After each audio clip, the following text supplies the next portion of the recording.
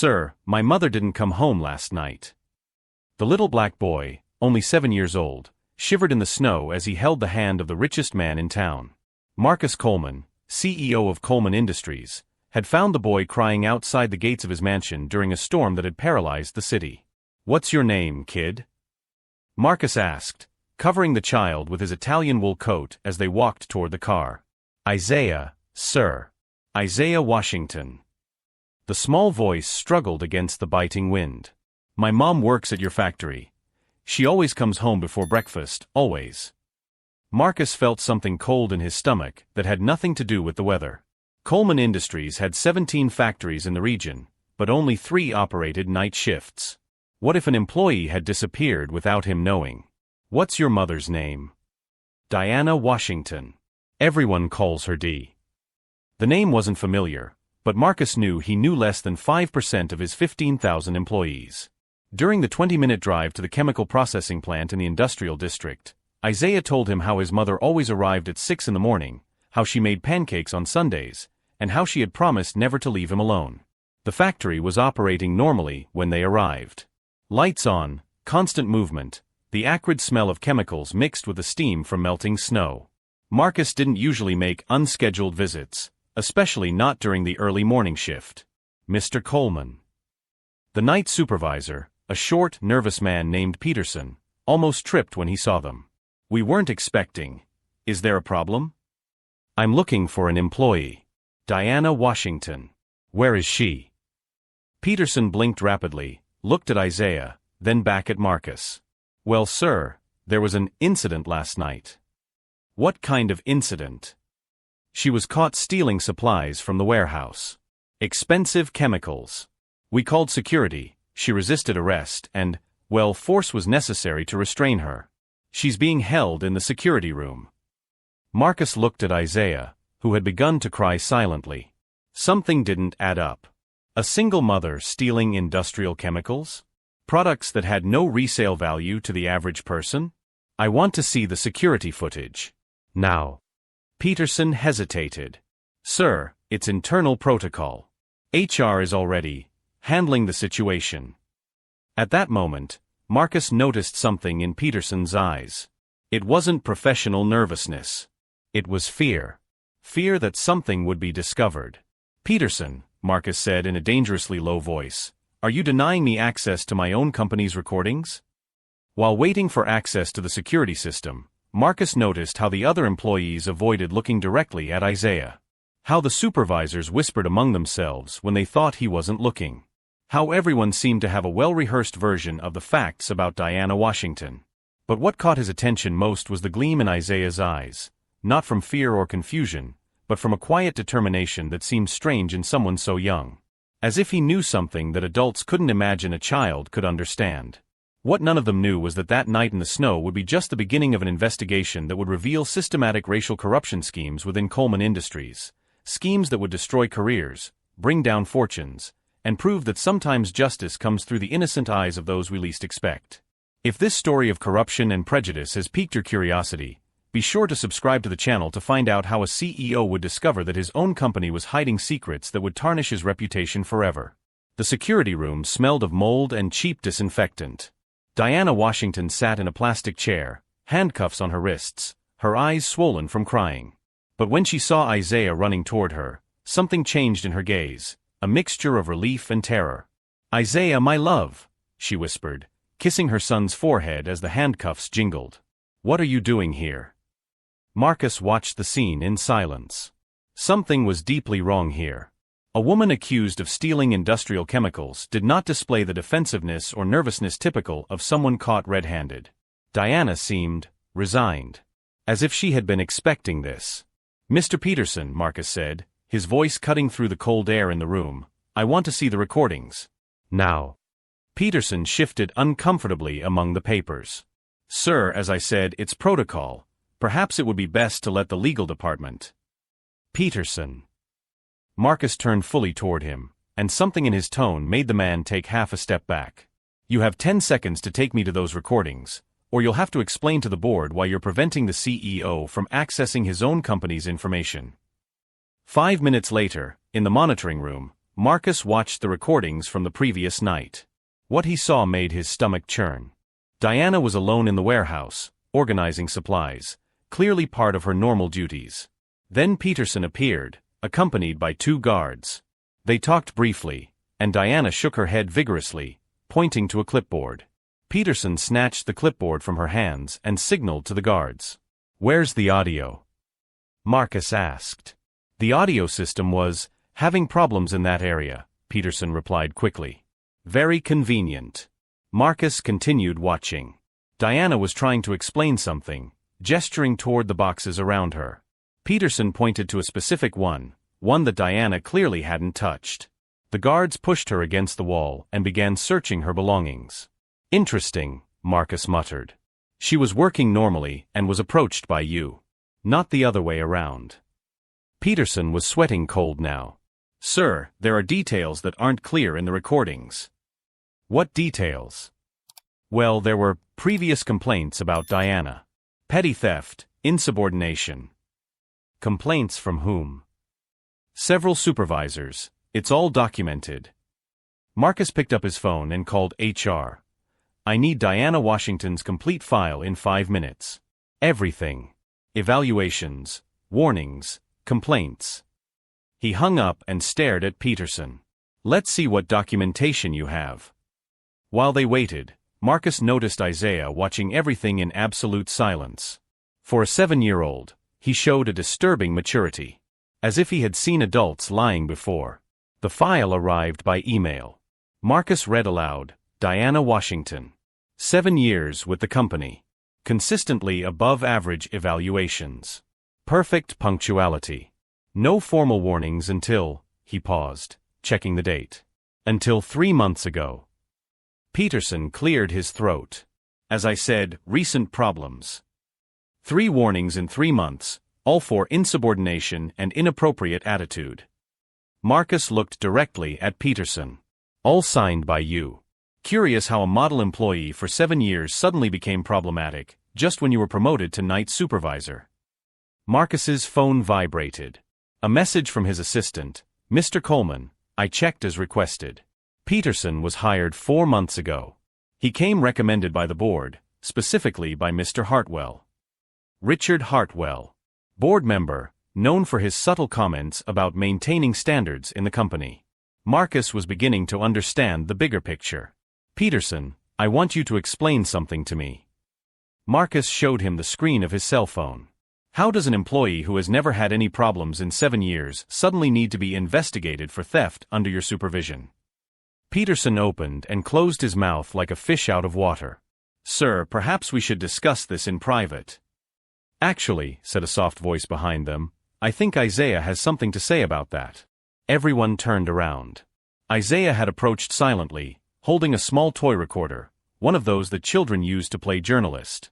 "My mom gave me this to record stories," Isaiah said, his voice steady despite his 7 years. "But last night, when she didn't come back, I came back here looking for her. And I recorded what Mr. Peterson said on the phone." Peterson turned completely pale. Isaiah pressed play. Peterson's voice echoed through the room, "Yes, sir, it's done. The troublesome black woman has been neutralized. As you said, sometimes you have to take preventive measures before they start giving ideas to the others." The silence that followed was deafening. Marcus looked at Peterson, who was trying to find words to explain himself.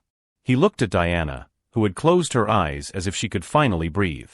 And he looked at Isaiah, who held the tape recorder with the seriousness of someone who perfectly understands the power of evidence. "Mr. Peterson," Marcus said, his voice dangerously calm, "I think we have a lot to talk about. But first, Isaiah, could you tell me what else you know about these preventative measures?" The smile that crossed the boy's face was anything but innocent. It was that of someone who had spent months gathering evidence, waiting for the right moment. What none of them knew was that child's tape recorder contained much more than a conversation. Isaiah had documented weeks of secret meetings, specific names of board members, and a systematic plan to eliminate black employees who threatened the company culture. Sometimes justice comes through the most innocent eyes, and the sharpest minds. But what Peterson and his superiors didn't yet know was that underestimating a 7-year-old would be the least of the mistakes they would make on that cold night. Over the next 3 weeks, Marcus Coleman would discover that Coleman Industries had become something he never could have imagined, a laboratory of systematic discrimination disguised as a respectable corporation. Isaiah's recording was just the tip of the iceberg. Marcus discreetly hired Victoria Chun, a private investigator specializing in corporate crimes, and what she uncovered made his stomach churn. "Mr. Coleman," Victoria said during a secret meeting at a downtown coffee shop, "this goes far beyond Peterson. There are at least 12 black employees who have been fired in the last 2 years on trumped-up charges. All of them worked in leadership positions or were on the verge of being promoted." Marcus leafed through the files she had compiled. Names, dates, methods. A pattern as clear as it was disturbing. "And there's more," Victoria continued, lowering her voice. "The orders come directly from the board. Richard Hartwell coordinates monthly meetings they call cultural quality control. I have recordings." Meanwhile, Peterson had been promoted to regional manager, an obvious reward for his good work. Diana remained suspended without pay, facing an internal investigation that was being deliberately dragged out. The family was surviving on the meager savings she had managed to put aside. Marcus visited Isaiah and Diana regularly, always bringing groceries and pretending they were just company wellness checks. But each visit made him angrier. Isaiah was back to being just a child, but his eyes revealed a maturity that no child should have. "Mr. Marcus," Isaiah said one afternoon, playing with some toy cars on the floor of the small living room, "my mom is very sad. She doesn't sleep well." Marcus looked at Diana, who was trying to smile as she prepared tea with bags that had clearly been used several times before. "Isaiah told me that you come to visit us because you care," she said. "But I don't want you to hurt yourself because of us. People like us, we're used to it." That sentence hit Marcus like a punch in the stomach. People like you shouldn't have to get used to injustice. That night, Marcus called Victoria. "I want everything. Every email, every phone call, every document that proves this scheme. And I want the names of all the employees who were harmed." "Mr. Coleman, that's going to cost a lot of money and time." "Money is not a problem. Time is running out." What Marcus didn't know was that Hartwell and the other board members already suspected his excessive interest in the Diana Washington case. During an executive meeting, Hartwell made a point of bringing up the subject. "Marcus, we understand your concern with HR policies," Hartwell said with a smile that didn't reach his eyes, "but perhaps it would be best to leave these operational issues to the experts. You have more important concerns, don't you?" "Of course, Richard. Just making sure we follow all protocols." "Excellent. Because it would be a shame if our shareholders started questioning misguided leadership priorities." Marcus understood the threat perfectly. Hartwell controlled 30% of the company's shares through an investment fund. He was powerful enough to cause serious problems. But what Hartwell didn't know was that Marcus had begun to move his own pieces on the board. First move, Marcus discreetly contacted Rachel Thompson, an investigative reporter for the Washington Tribune known for exposing corporate scandals. He didn't reveal any details, just mentioned that there might be an interesting story about labor practices at Coleman Industries.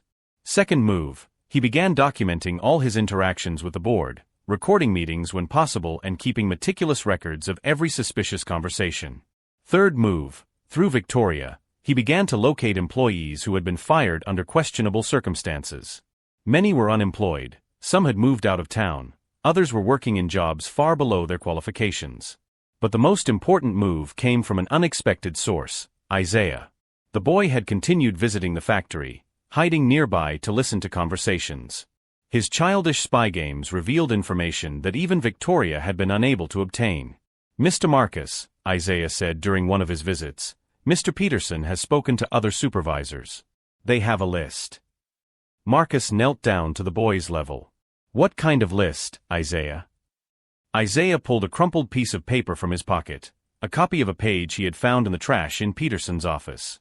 It was a list of names, all of black employees, with notes next to them: promote out, create disciplinary issues, find reason to fire. Diana's name was at the top, marked resolved. But there was something more disturbing. At the bottom of the list was written next target, executive leadership.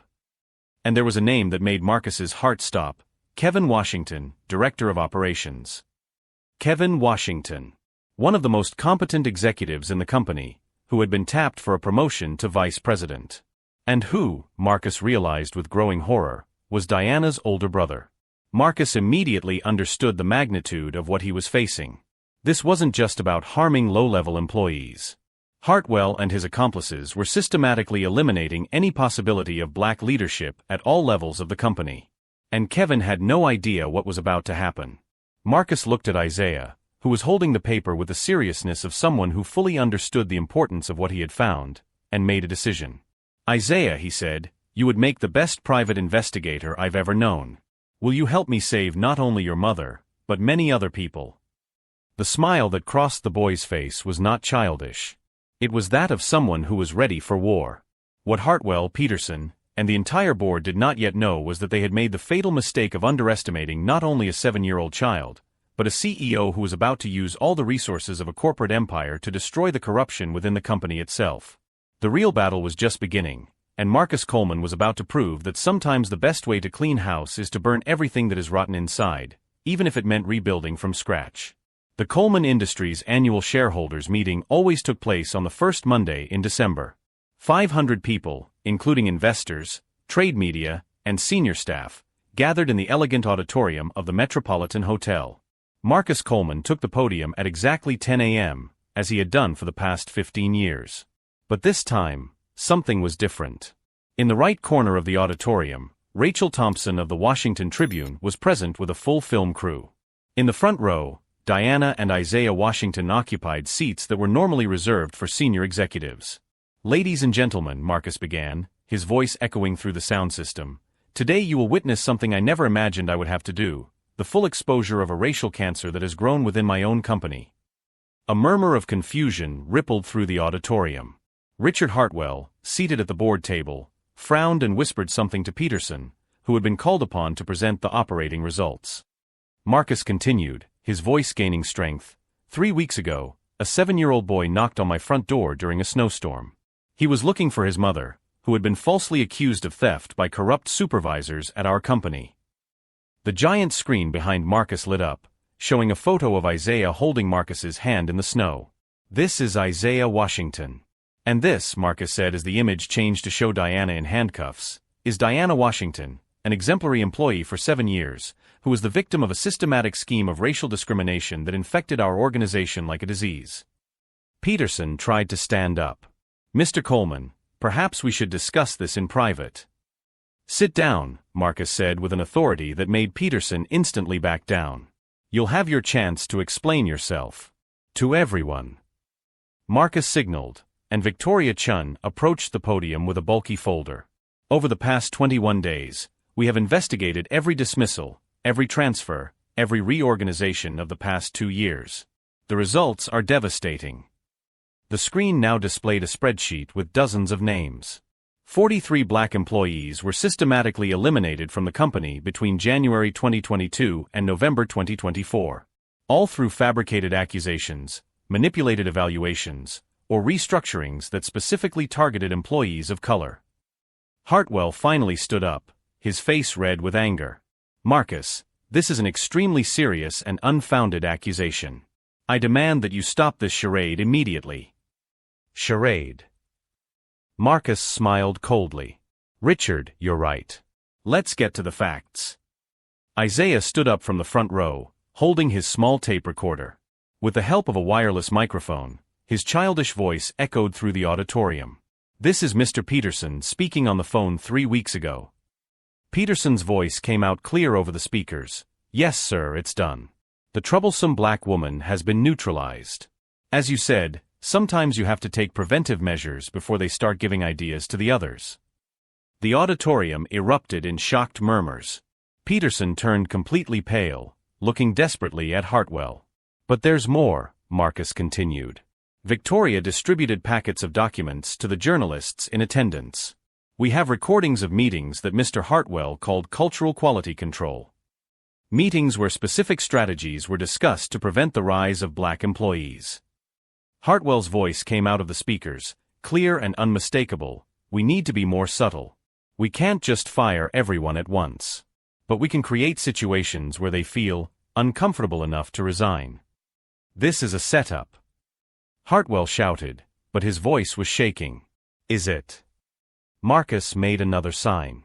Kevin Washington, could you join us? Kevin Washington, director of operations and Diana's brother, took the stage. In his hands, he carried a sealed envelope. Kevin found this on his desk this morning, Marcus said. The plan for his own elimination. Kevin opened the envelope and read aloud, "Confidential memo. Kevin Washington poses a threat to the cultural stability of executive leadership. I recommend investigation for alleged financial misconduct. Evidence will be planted as necessary." The document was stamped with the official HR seal and signed by Peterson and Hartwell. The auditorium was now in complete uproar. Investors whispered furiously among themselves. Journalists typed frantically on their laptops. "Gentlemen," Marcus said, his voice cutting through the chaos, "these are the people you trusted to run departments of this company. People who saw black employees not as human beings or competent professionals, but as problems to be solved." Hartwell tried one last gambit. "Marcus, you're destroying this company over a few operational misunderstandings. The shareholders won't tolerate." "The shareholders?" Marcus laughed bitterly. "Richard, you think the shareholders will tolerate finding out that our company is about to face 43 lawsuits for racial discrimination? Lawsuits we have zero chance of winning because you and Peterson left a trail of evidence a high school student could follow." Marcus turned to the auditorium. "Effective immediately, Richard Hartwell and all board members involved in this scheme are fired. Peterson and all complicit supervisors are fired. And all employees harmed by this scheme will be reinstated with full compensation." "You can't do that," Hartwell shouted. "I control 30% of the stock in this company." "Controlled," Marcus corrected. "Because our investigation has uncovered that your investment fund used insider information to manipulate the company's stock on at least 6 separate occasions. That's a federal crime, Richard." 2 FBI agents, who had been discreetly positioned near the exits, began to approach Hartwell and Peterson. "Agent Sarah Mitchell, FBI," the woman said, identifying herself. "Richard Hartwell, Peterson Martinez, you are under arrest for conspiracy, systematic racial discrimination, and illegal market manipulation." Peterson tried to run, but was quickly intercepted. Hartwell, in complete despair, shouted, "This is persecution. I'm going to destroy you all. You don't know who you're messing with." "Actually," Marcus said calmly, "we know exactly who we're messing with. We're messing with criminals who have hidden behind expensive suits and fake pedigrees to harm innocent people." As Hartwell and Peterson were led away in handcuffs, Marcus turned to Diana and Isaiah in the front row. "Ms. Washington, would you like to join us up here?" Diana climbed onto the stage, still incredulous at what she was witnessing. Marcus embraced her publicly before turning to the microphone one last time. "Diana Washington is our new Director of Human Resources," he announced. "Who better to ensure this never happens again than someone who has suffered firsthand the consequences of our negligence?" The auditorium erupted in applause. Diana, tears in her eyes, hugged Isaiah, who whispered, "We did it, Mom. We did it." Marcus looked at the faces in the audience, journalists recording every word, investors re-evaluating their positions, employees finally seeing justice being served. "3 weeks ago," he said, his voice now soft but firm, "a little boy knocked on my gate looking for justice. Today, I hope you have seen that sometimes justice comes through the most unlikely places, and the purest voices."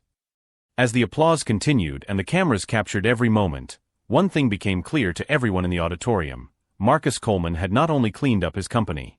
He had completely redefined what it meant to lead with integrity.